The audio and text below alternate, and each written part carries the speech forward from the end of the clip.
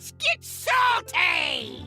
Everyone, Zeddy here again today with a brand new video. We're continuing our year-end review series, all leading up to the Zeddy's year-end, third annual Zeddy's, by the way, our year-end award show, where we go over all these different categories. We've looked at the best cards so far, the most broken, the worst. Today we're going to look at the cards that people just didn't see coming. We didn't realize would be so good. Some of these even got nerfed, and of course there will be exceptions. Of course, there's some people that are like, oh, of course, I saw this was going to be broken. What are you talking about, Zeddy? But I'm going to go overall just the kind of the community consensus on all of them. It will be, of course, of all cards released in 2022, so March of the Lich King, Castle Nathri's Sunken City, as well as the mini set from Alterac Valley. And we do have our giveaway going on to celebrate our, well, 62,000 subs, as well as the year-end review for $200 of Hearthstone packs out of my wallet. All you have to do is enter in the video in the description below. It's got that thumbnail, like and comment on that video, and you have a chance to enter to win. If we hit 63,000 subs, I will add another $100 to that giveaway. Hit that sub button, make me go broke. So what was the sleeper card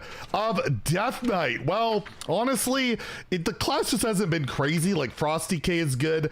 I'm gonna go on a little bit of a tangent here. And the sleeper card for Arena, this card is dominating the Arena. Malignant Horror, which got buffed, is just really crazy in Arena and has led to that win rate there.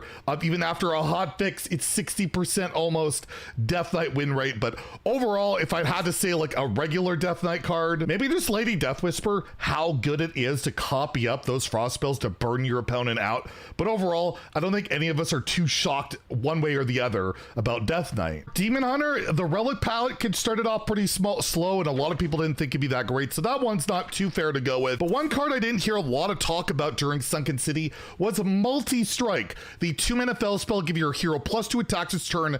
They can attack an additional enemy minion, but not only was it not 2 when it came out, it was 1 mana. And this card was just busted, especially when you put it with the Honorable Kill weapon. The glaive there, absolutely bonkers. It put aggro DH to like this tier 1, near tier S ability where only Warrior, a class that used to exist in Hearthstone, was able to counter it. And yeah, this card just took the meta by storm, got nerfed to 2, and is still a really good card. And I personally just didn't see it coming whatsoever. For Druid, I think the armor stuff has kind of taken a bit of people by surprise, at least me. Chitinous Plating, definitely a card I didn't think would fit so well into so many decks. I'm gonna go with Scale of Onyxia. This came out in the mini set in Alterac Valley, so very early in the year. I actually thought it'd be really good. I thought it'd be like auto-include in every ramp Druid list, but the majority of the consensus of the community seemed to be pretty meh. They're like, it's fine, it's whatever. It's no Spreading Plague, but then it ended up being so good that it took Spreading Plague out of the rotation in Wild. And yeah, this card is the bane of a lot of people's existence,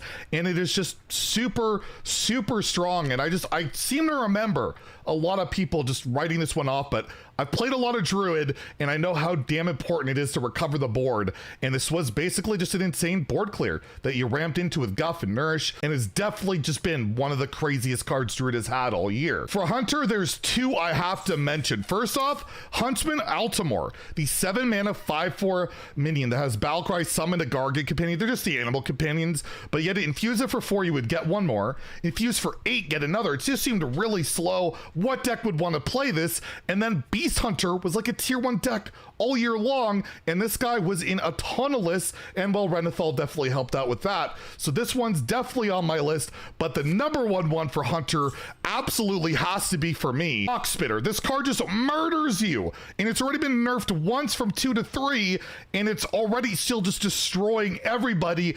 And I didn't see this coming at all. I just thought it was like, whatever, you know, it's good with Candle Shot, it's not too bad, but the way it scales, and then of course you got Bran, just a ridiculous card. And again, one I didn't hear a ton of talk about. Then yeah, day 1 was like, oh my god, this thing is a murdering beast. And yeah, can we get Renathal back so I can not die all the time to this? For Mage, I'm going to go with Deathborn. Everyone was so upset when they saw like the preview version of Deathborn and it was 5 mana, and then we saw the final version was 6. Like, this is terrible. Can we buff it already? This is not going to see play. And Core even commented on down. Like, if it's not good enough, we'll buff it.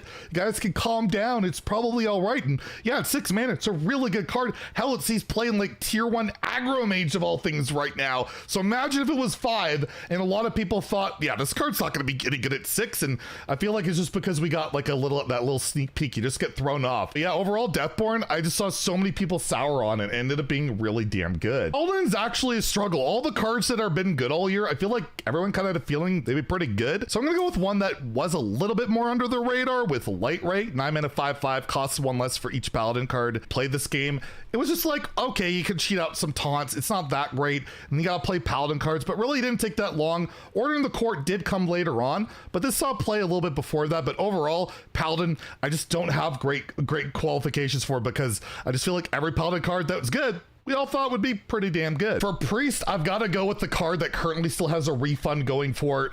Boon of the Ascendant. Originally 4 mana, give a minion +2 health, summon a Kyrian with its stat and its taunt, and we're like, all right, it's all right. But I think a lot of us didn't realize that the copy wouldn't be silenceable. Those stats would stick around. And then this whole Boon Priest just blew up with Radiant Elemental. I will give credit. I don't remember what pro tweeted out, but one pro thought this card would be absolutely busted. And they were right. But overall, I think as a community, we just didn't see Boon as like this crazy card. It was just like too expensive, and you know, you got better things to do probably. But no, it turns out it's not that expensive when you go off with Radiance. Do shenanigans, and was so good, it got nerfed to 5, and Priest is kind of dead again. For Rogue, you would not believe, but cards actually get underrated, and for me, it's a no-doubter. Jackpot. This card was just like, oh, it's a silly little meme card, like whatever. Add 2 random spells from other classes that cost 5 or more to your hand. You know, the costs they're expensive and all this stuff. And then, yeah, Swift Scale Trickster and just do shenanigans. And this has been like a meta card ever since it got put into Rogue. This whole Thief Rogue package just works really well. And you have Null as well to support it. And Jackpot, I never thought this card would be what it is. It's absurd. It kind of pisses me off to lose to a Scourge on turn 3 or whatever. But overall, yeah, I don't think a lot of us saw how much of a jackpot would be.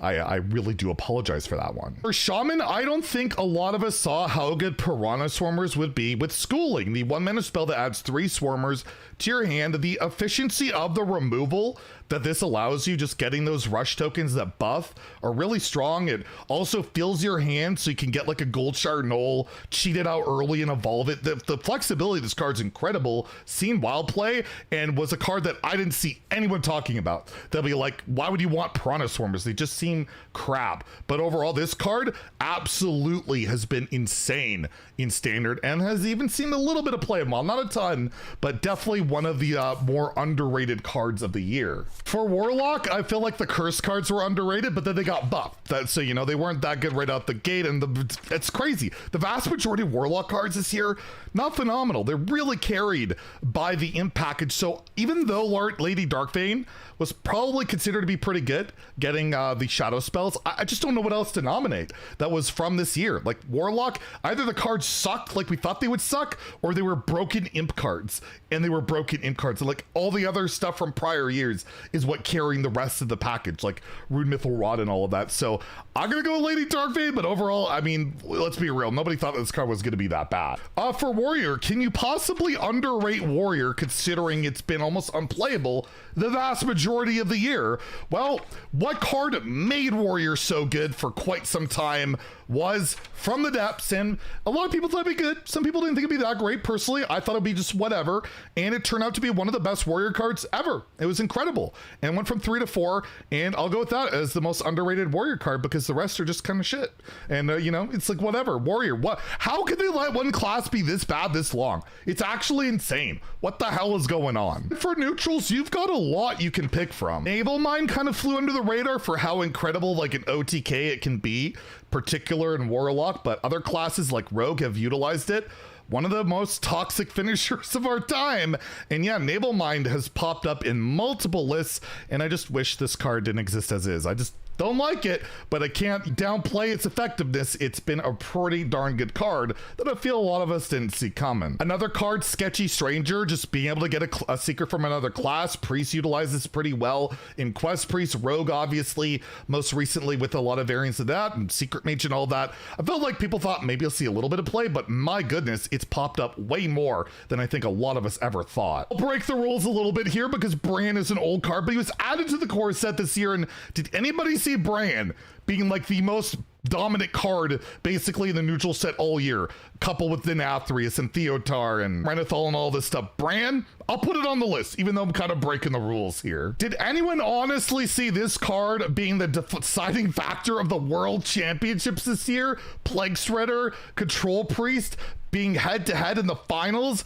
I thought pretty much everyone wrote this card off as like whatever, and at least for a little bit, it was pretty damn good. So you know what? It was pretty underrated. And lastly, I'll just leave off with Barbaric Sorceress, the 6-mana 3/7 taunt battlecry. Swap the cost of a random spell in each player's hand has made Big Spell Mage a tier 1/2 deck like all year. This card, and nobody, I mean nobody, saw this card as something other than just like, why would you ever play this? And it's like a really strong card in one deck basically, but still, nobody saw that one coming. So let me know in the comments below which cards you think were underrated that nobody saw coming, or did you see that Barbaric Sorceress would absolutely dominate, and I'm an idiot for even suggesting otherwise. Anyways, tune in tomorrow where we might be taking a look at the cards that were overrated, primarily by this idiot. And if you enjoyed the video, please like and subscribe. Have a great day and stay salty, my friends.